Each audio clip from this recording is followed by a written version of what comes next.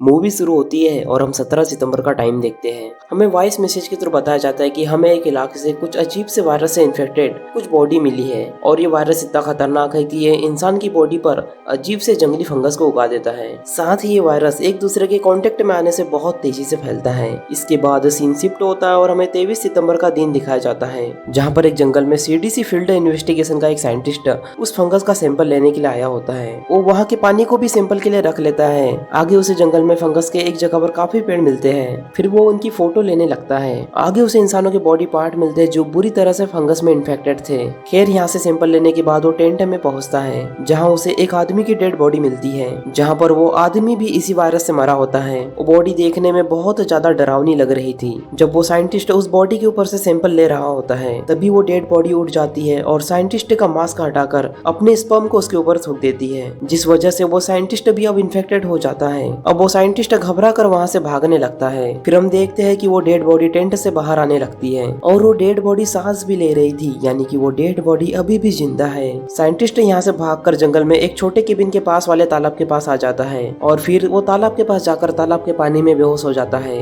अब सीन 25 सितंबर पर शिफ्ट होता है। हम एक आदमी लोयल को देखते हैं जो उसी जंगल में फोटोग्राफी करने के लिए आया था। वो यहाँ पर अपना एक छोटा सा केबिन बनाकर रहता है। फोटो खींचते टाइम उसी जंगल में किसी आदमी की आवाज आने लगती है। लोवेल उस जंगल में जाकर भी देखता है, लेकिन उसे वहाँ पर कोई भी नहीं मिलता। इसी बीच जंगल में गिर जाने की वजह से उसे पैर पर चोट लगती है। फिर वो अपनी कार में आने पर चोट पर बैंडेज करता है। फिर वो यहाँ से अपने केबिन के पास चला जाता है और ये वही केबिन होता है जिसके पास वाले तालाब में साइंटिस्ट होता है। अब लोएल रात गुजारने के लिए आग जलाता है। यहाँ वो अपनी चोट को देखता है। हम देख पाते हैं कि उसका घाव अब सड़ने लगा है, यानी अब वो भी जंगल में चोट लगने की वजह से इन्फेक्टेड हो गया है। उसे इस बारे में कुछ नहीं पता होता है, इसलिए वो इस बात को इग्नोर कर देता है। तभी उसे जंगल में से जानवरों की आवाज आने लगती है। वो उन आवाजों की वजह से अपने केबिन में आकर सोने लगता है, लेकिन तभी उसे किसी की चिल्लाने की आवाज आती है। लोवेल अपना लालटेन लेकर उस आवाज की तरफ जाने लगता है। आगे जाने पर उसे वही साइंटिस्ट दिखाई देता है जो नीचे जमीन पर पड़ा हुआ था।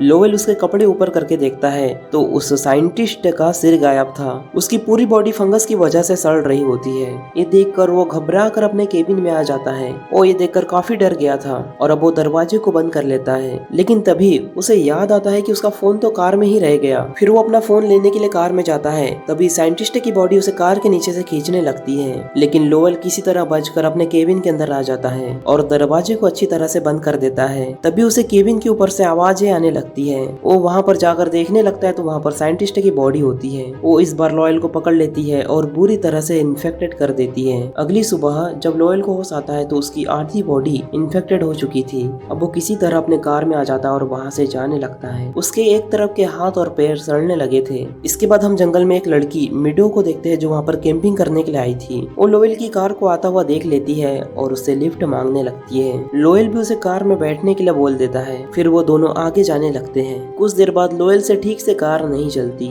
इसके बाद मिडो उससे पूछने लगती है कि क्या वो ठीक है। तभी लोवेल उसे पकड़ने लगता है। तभी मिडो उससे खुद को बचाकर भागने लगती है। लोवेल भी उसका पीछा करने लगता है। अब वो उससे बचकर पेड़ के पीछे छुप जाती है और वो उसे अपनी तरफ आता हुआ देख लेती है और वहाँ से बचकर भाग जाती है। इधर लोएल की बॉडी अब चलने लायक नहीं रहती क्योंकि फंगस उसके शरीर में पूरी तरह फैल गया था। वो एक पेड़ के पास आकर बैठ जाता है और वहीं पर बेहोश हो जाता है। इधर मिडो भागते हुए एक घर के पास पहुँचती है। उसे वहाँ आदमी का एक कंकाल मिलता है जिसकी मौत भी फंगस की वजह से हुई थी। वो उसे देख के घबराने लगती है और घर के अंदर आ जाती है। वहाँ उसे एक लड़की मिलती है जो पूरी तरह से फंगस में इन्फेक्टेड थी। वो लड़की देखने में बहुत ज्यादा भयानक और डरावनी लग रही थी। वो लड़की मिडो से हेल्प मांगने लगती है और कहती है कि मुझे मार दो। उस लड़की का नाम वेंडी होता है जो बार बार रिक्वेस्ट करती है कि मुझे मार दो। अब मिडो उसकी हेल्प करने लगती है। वो वहाँ रखे फ्यूल को उसके ऊपर डाल देती है। इसके बाद वो एक फ्लेयर को जला तो लेती है लेकिन वेंडी को नहीं मार पाती। इसके बाद वो घर के बाहर आ जाती है। बाहर उसे एक कार दिखाई देती है जिसमें उसे एक गन मिल जाती है। इसके बाद वो उस गन से वेंडी को मारने की कोशिश करती है लेकिन वो नहीं मार पाती। अब वो उस गन को वेंडी के हाथ में दे देती है, जिसके बाद वेंडी खुद को शूट कर लेती है।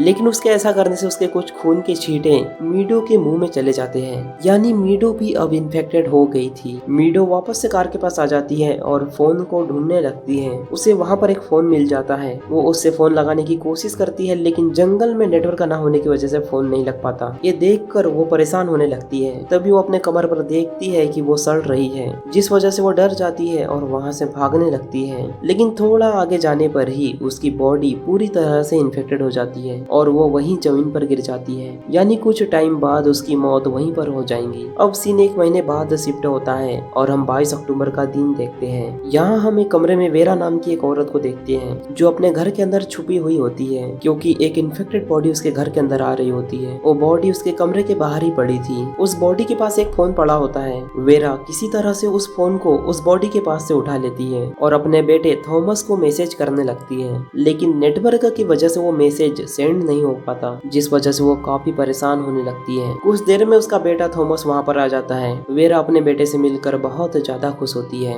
थॉमस बताता है कि वो अपने बड़े भाई के घर से आ रहा है, लेकिन उसे वहाँ पर कोई नहीं मिला। वो आगे कहता है कि हमें यहाँ से जल्दी से जाना होगा। इसके बाद वो दोनों यहाँ से जाने लगते हैं। इसी बीच हम देखते हैं कि वो बॉडी अजीब तरह से मूवमेंट कर रही है। थॉमस बताता है कि उसने रेडियो पर सुना है कि अभी फिलहाल कोलंबस सेफ जगह है, इस वजह से हमें वहाँ पर जाना चाहिए। थॉमस जब गैरेज से अपनी कार निकालता है तो उसे लगता है कि कोई उसके गैरेज में है। वो अपनी मॉम को कार में छोड़कर अंदर चेक करने के लिए चला जाता है, लेकिन उसे वहाँ पर कोई नहीं मिलता। खैर वो अपनी कार लेकर वहाँ से निकल जाता है। थॉमस कार लेकर अपने भाई एवरी के घर पर आ जाता है। वो दोनों मिलकर एवरी को ढूंढने लगते हैं, लेकिन वो उन्हें वहाँ पर नहीं मिलती। आगे उन्हें गैरेज में एवरी का कुछ सामान मिलता है। फिर थॉमस उस सामान को अपने कार में रखने लगता है। उन्हें ऐसा करते हुए एक इन्फेक्टेड आदमी देख लेता है। जब वो दोनों और सामान लाने के लिए जाते हैं, वो इन्फेक्टेड आदमी उनकी कार में छुप जाता है। इधर उन्हें गैरेज में 2 इन्फेक्टेड लड़कियां मिलती है। उनमें से एक लड़की के मुंह के अंदर से डेंटिकल्स बाहर निकलने लगते हैं। यानी अब ये वायरस और भी ज्यादा एडवांस हो रहा था, यानी कि म्यूटेट हो रहा था और इंसानों को बहुत ही खतरनाक क्रिएचर में बदल रहा था। अब वो उन्हें देखकर काफी ज्यादा डर जाते हैं। इसके बाद थॉमस गैरेज का दरवाजा बंद कर लेता है, जिससे वो दोनों लड़कियां उस गैरेज के अंदर ही बंद हो जाती है। अब वो दोनों कार लेकर वहाँ से दूर निकल जाते हैं। फिर थॉमस कार रोककर रास्ते का मैप देखने लगता है। तभी कार में पीछे बैठा इन्फेक्टेड आदमी उठ जाता है और थॉमस पर अटैक करने लगता है। वो आदमी थॉमस को मार देता है और उसे भी इन्फेक्टेड कर देता है, लेकिन वेरा कार से बाहर निकलकर उससे बच जाती है। सीन यहाँ चेंज होता है और हम एक लड़की सेरेना को देखते हैं जो अपने गैरेज में पैकिंग कर रही होती है। तभी उसके गैरेज में इजराइल नाम का एक आदमी आ जाता है। वो यहाँ छिपने आया था, लेकिन सेरेना उसे यहाँ रुकने से मना करती है। उसे यहाँ से भेजने लगती है, लेकिन फिर भी इजराइल उससे यहाँ पर बार बार रुकने के लिए रिक्वेस्ट कर रहा था और वो जाकर स्टूल पर बैठ जाता है। फिर सेरेना उसके हाथ पर लगा हुआ खून देख लेती है और वो कहती है कि तुम यहाँ से जल्दी से चले जाओ, पर इजराइल कहता है कि वो खून उसका नहीं है और ना ही वो इन्फेक्टेड है और वो इन्फेक्टेड लोगों से बचकर ही यहाँ पर छुपने के लिए आया है। फिर सेरेना उसे बताती है कि वो अपनी बहन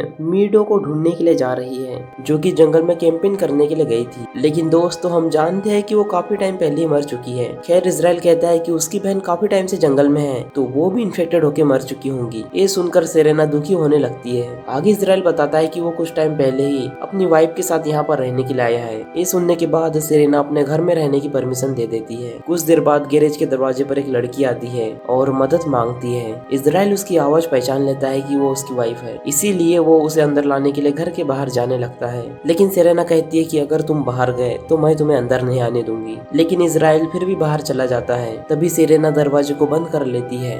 अब इजराइल अपनी वाइफ को लेकर अंदर आने लगता है, लेकिन सेरेना ने दरवाजा बंद करके रखा था, जिस वजह से वो अंदर नहीं आ पाता। फिर सेरेना को रियलाइज होता है कि मुझे उसकी मदद करनी चाहिए। फिर सेरेना उसे गैरेज के अंदर ला लेती है। इजराइल की वाइफ का नाम लिली होता है। वो लिली को एक बेड पर लेटा देता है। वो कहने लगती है कि उसकी कमर पर कुछ लगा हुआ है। हमें पता चलता है कि उसकी कमर पर किसी इन्फेक्टेड इंसान का डेंटिकल लगा हुआ है। इजराइल उस डेंटिकल को निकालकर नीचे फेंक देता है। फिर हम देखते हैं कि उस फंगस ने लिली की कमर पर घाव कर दिए हैं, यानी अब वो भी इन्फेक्टेड हो गई है। अब लिली को बहुत ज्यादा परेशानी होने लगती है और कुछ टाइम बाद उसकी सांसें चलना बंद हो जाती है। इसके बाद उसकी बॉडी में से अजीब मूवमेंट होने लगते हैं और उसकी हड्डियों की टूटने की आवाज आने लगती है। सेरेना उस पर कंबल डाल देती है और उसे शांत करने की कोशिश करती है। इसके बाद उसकी कमर में कुछ हलचल होने लगती है और सेरेना डर की वजह से उससे दूर हट जाती है।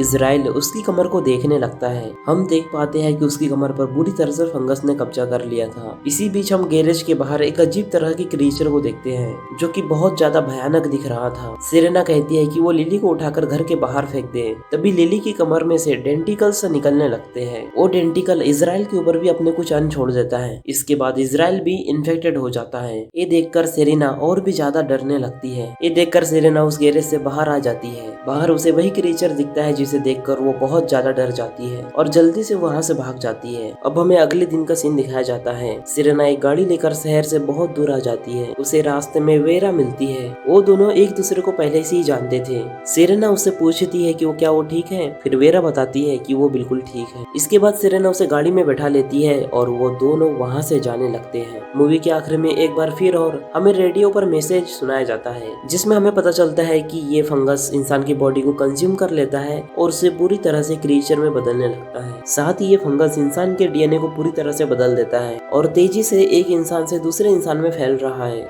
और इसी के साथ ये मूवी यहीं पर खत्म हो जाती है। तो दोस्तों, अगर आपको इस मूवी की एक्सप्लेनेशन पसंद आई हो तो इस वीडियो को लाइक और चैनल को सब्सक्राइब कर दीजिए। बाकी मैं मिलूंगा आपसे न्यू वीडियो में, तब तक के लिए love you, take care, bye bye.